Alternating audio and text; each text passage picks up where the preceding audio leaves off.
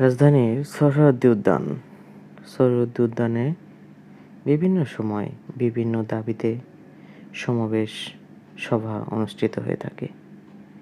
রাজনৈতিক দল, ধর্মীয় দল এবং বিভিন্ন পেশাজীবী পরিষদের দল এই সকল সভা সমাবেশের আয়োজন করে।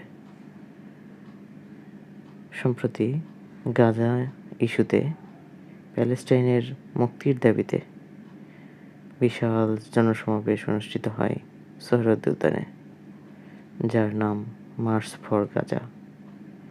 এই সম্মেলনে সারা বাংলাদেশ থেকে মুসলিমরা যোগদান করেন এবং গাজার মুক্তির জন্য প্রার্থনা করেন। সমাবেশে বক্তব্য দেন বক্তারা এবং সম্মিলিতভাবে সবাই সেখানে অংশগ্রহণ করেন, একত্ববাদ প্রকাশ করেন।